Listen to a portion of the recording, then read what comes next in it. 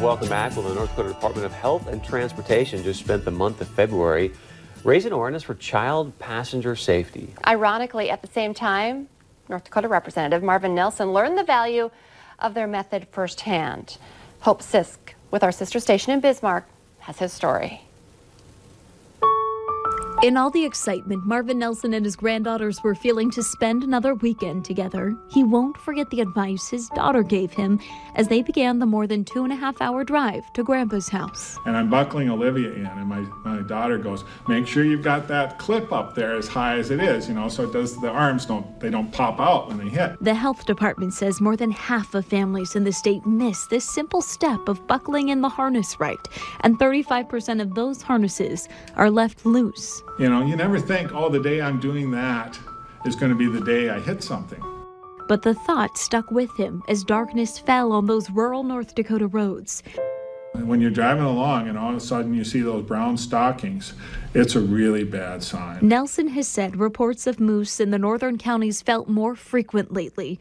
When one was stopped in the middle of his path, he had just seconds to prepare. And I just go, we're going to hit. I mean, there's just nothing in my mind that I can do to not hit that moose.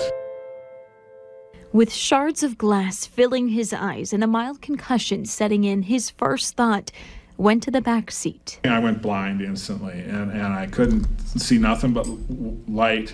Both girls were papa, papa, papa. I'd ask them if they're okay, then I'd tell them they're okay. And then I'd ask them if they're okay, and I'd tell them I'm okay. The girls were covered in shattered glass and moose hair, but remarkably unhurt. That's when another driver came up on them to call for help and put Nelson's granddaughters in a warm car. And he said they talk a lot and they're really active. I go, yeah, I know. And then after a while, a deputy told me that, and I think a fireman told me that, and an ambulance worker told me that, and the girls were normal, which was really a relief. Yeah, that's a win for us. We like to hear the success stories. Don Meyer, the director of the Child Passenger Safety Program for the state, was relieved to hear it too.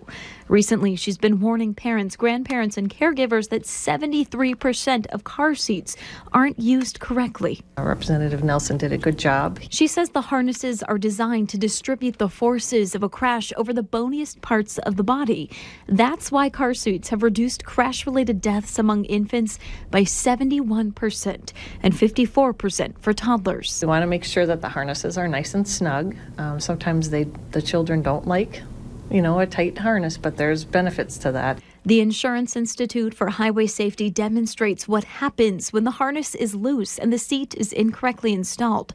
Watch how the loose seat on the top half of the screen doesn't protect the head, neck, and shoulders. Safety experts say the best bet to keep children safe is to stay in the car seat they have until they've maxed out the size requirements. Every step, graduating from rear facing all the way to a seatbelt, it's a little less protection for the child, so they recommend not rushing those steps. Oh, the car seats worked perfectly. They weren't injured. In the end, Nelson walked away a little bruised up with a torn iris and a cut tear duct, but with gratitude that this story will only be a footnote in his family's history. Probably mention it in our Christmas letter, but it's not, I'm not gone. The kids are okay. Just an amazing story, and to think as a grandpa to have your grandkids in the back like that and they were okay, and luckily he's doing okay. When you look at that vehicle, you think, wow.